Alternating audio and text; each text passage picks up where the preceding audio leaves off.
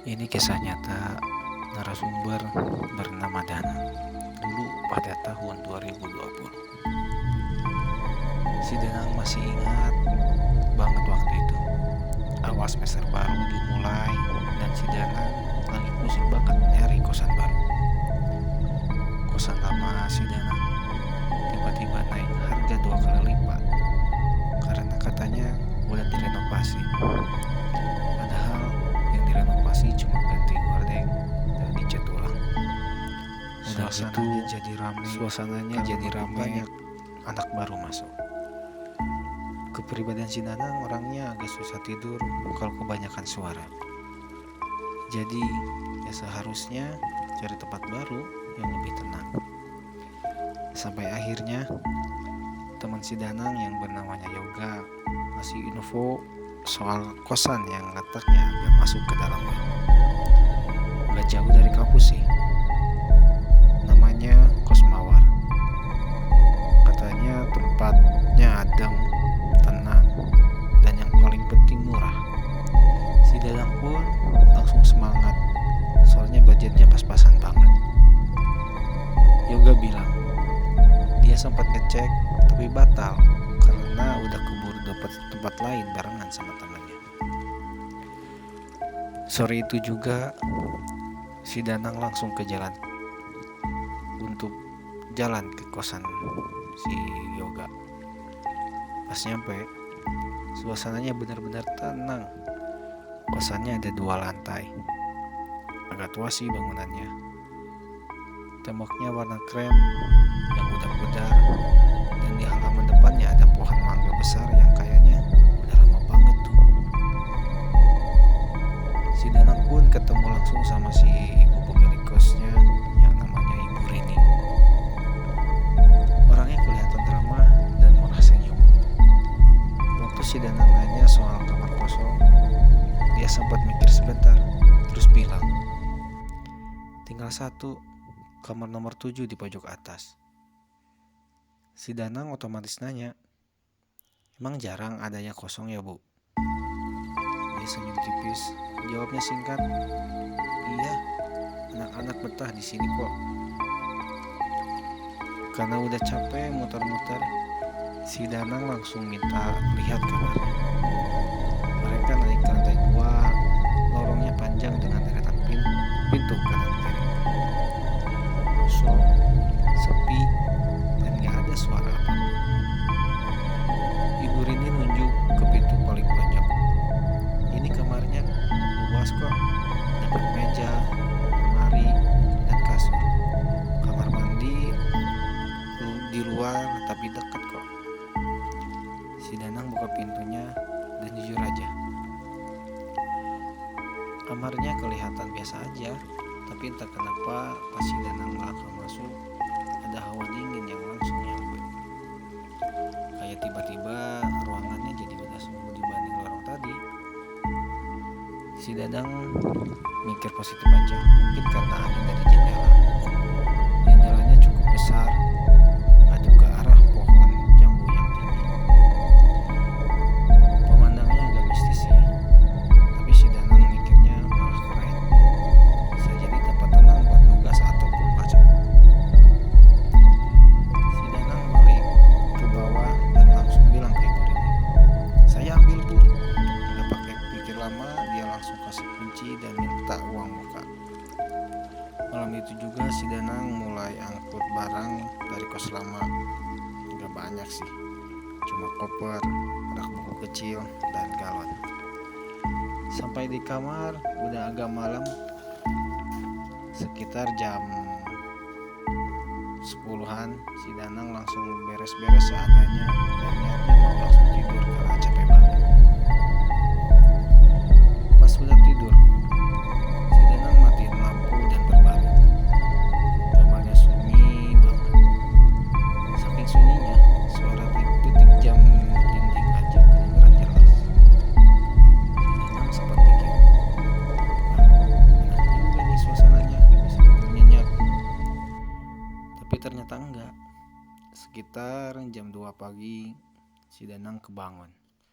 Bukan karena mimpi, bukan karena kebelet pipis, tapi ada suara ketukan pelan banget 3 kali, tok tok tok. Awalnya si Danang mikir suara dari kamar sebelah, tapi pas si Danang dengerin baik-baik, itu datang dari arah dalam kamar, lebih tepatnya dari arah lemari. Si Danang bengong.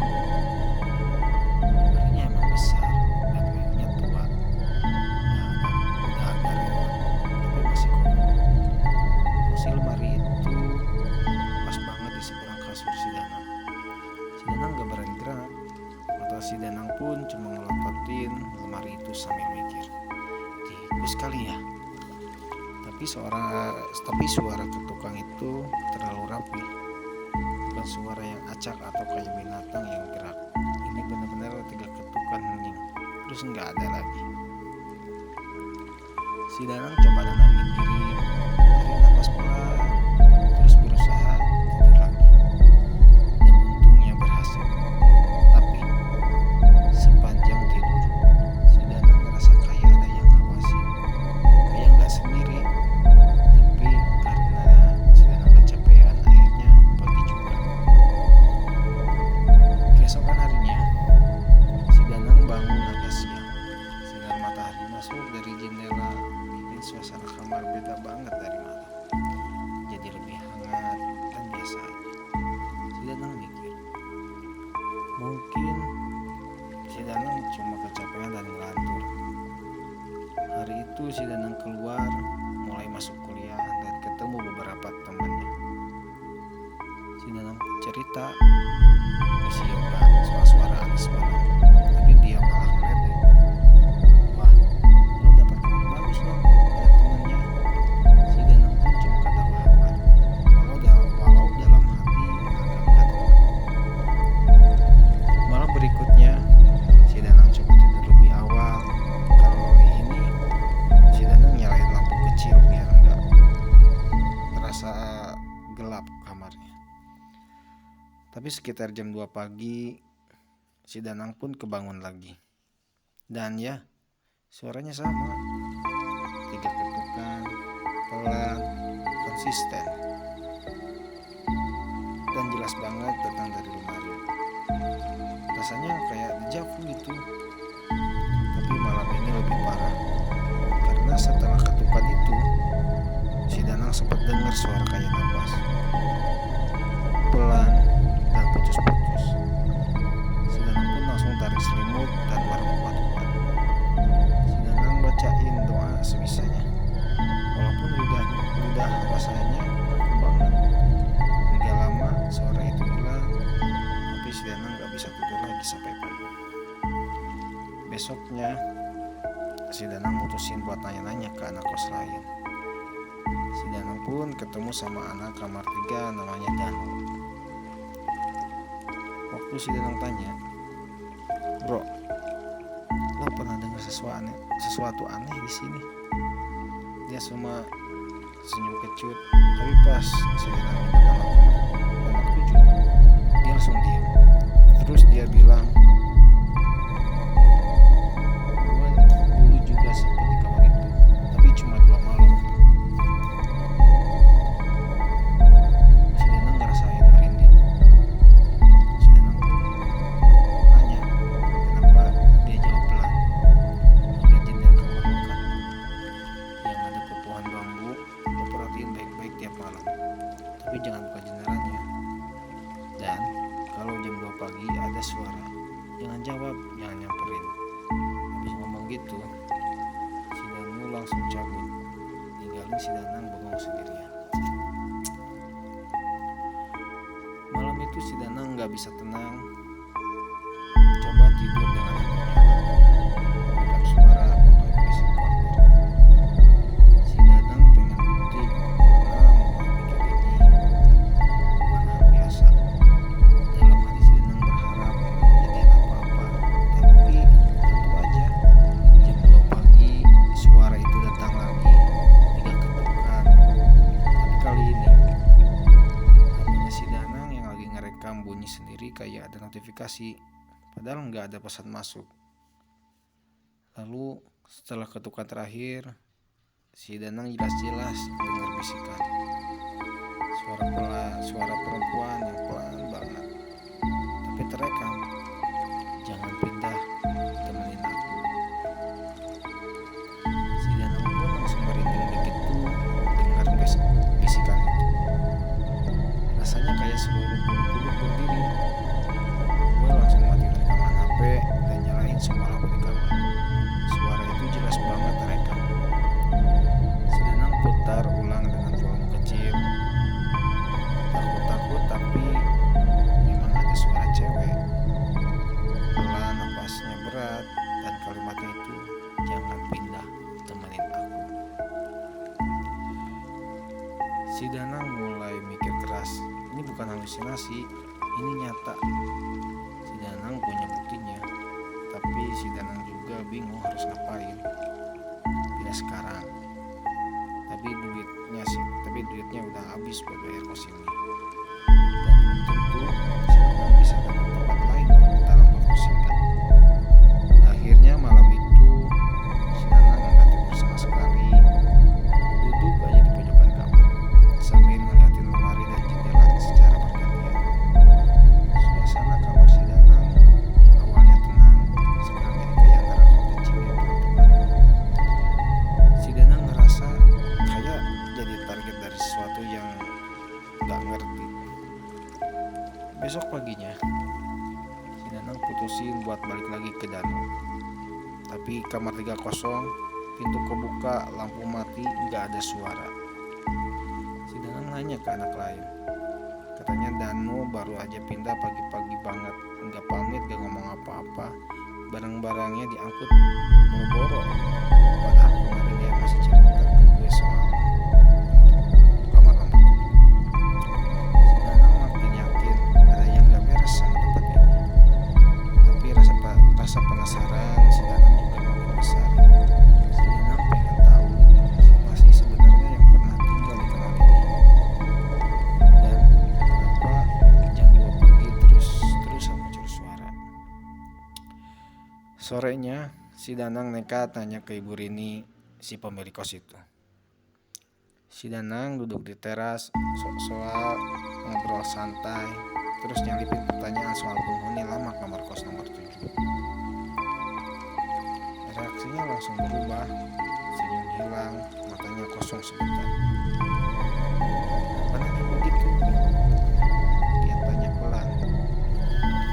Si Danang pun bilang, saya ngerasa gak nyaman aja bu. Beberapa malam ini suka ada suara. Ibu Rini diam lama, lalu pelan-pelan dia ngomong. Dulu kamar itu dihuni sama seorang mahasiswi namanya Laila. Anaknya pendiam, pinter, gak banyak ngomong. Tapi suatu malam dia ditemukan udah gak bernyawa di dalam kamar itu, gantung diri. Di situ si Danang langsung lemas. Kenapa bu? Ada alasannya? Bu Rini geleng pelan. Katanya sih karena depresi, tapi nggak ada yang tahu pasti. Dia nggak ninggalin surat, nggak ada tanda-tanda juga. Teman-temannya pun bilang dia baik-baik aja. Si Danang pun nelan ludah. Itu udah lama. Sekitar 2 tahun lalu, jawabnya Bu Rini. Dan sejak itu kamar itu selalu kosong. Setiap ada yang nempatin nggak lama. Sampai akhirnya kamu yang sekarang tinggal di situ. Saya pikir mungkin kamu kuat, kamu anak laki-laki. Si Danang ngeliat tatapan matanya yang agak melongo. Bukan tatapan orang jahat, tapi kayak orang yang terpaksa nyembunyi sesuatu demi bisa tetap bertahan. Si Danang ngerti sekarang kenapa kamar itu jadi kosong terus. Tapi si Danang juga punya tragedi. Malam ketiga jadi malam paling serem. Si Danang niat nggak tidur, pengen siapin diri kalau ada suara lagi. Jam 1:50 si Danang udah duduk di depan meja, ngadep ke jendela, lampu nyala dan HP standby. Dan beneran aja. Jam 2 kurang dikit, suhu kamar langsung turun drastis. Bener-bener kerasa di kulit. Napas si Danang pun jadi berat. Dan tiba-tiba suara ketukan itu datang lagi. Tapi kali ini bukan dari lemari, tapi dari jendela.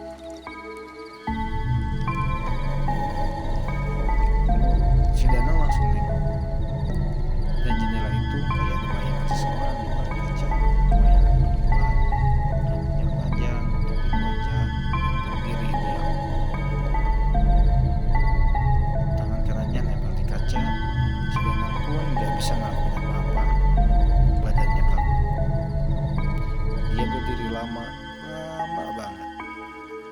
Dan tiba-tiba kaca jendela mulai berembun dari luar. Tapi yang bikin si Danang benar-benar takut, ada tulisan yang muncul di embun itu. Seolah-olah si bayangan nulis pakai jarinya.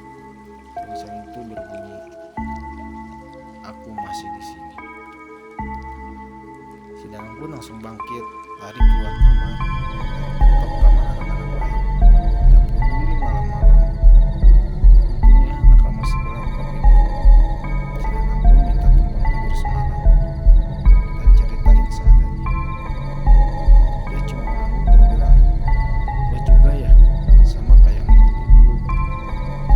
Keesokan harinya, si Danang pun mutusin buat tinggal di kamar itu. Si Danang ambil semua barang, walaupun gak semua bisa si Danang bawa.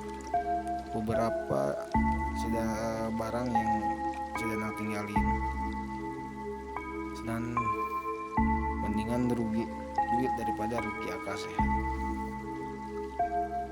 Tapi sebelum si Danang keluar dari kamar, si Danang ngelirik sekali lagi ke jendela, dan si Danang ngerasa ada sesuatu yang masih ngawasin dari balik pohon jambu.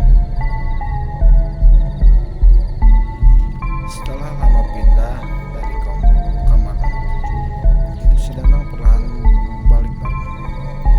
Si Danang tinggal di kosan baru yang lebih ramai, walau sedikit mahal. Tapi si Danang jadi bisa tidur lagi, bisa ketawa bareng teman-teman, dan gak ngerasa was-was tiap malam. Tapi rasa penasaran soal kamar itu masih ada. Si Danang jadi suka nyari-nyari info kejadian yang dialami penghuni sebelumnya. Si Danang pun coba buka forum-forum kampus, tanya senior, bahkan cek berita lama. Dan benar, ada satu artikel kecil tentang mahasiswi yang meninggal karena gantung diri di sebuah kosan di Gamawan. 2 tahun lalu, namanya Laila, sama kayak yang dibilang Beri.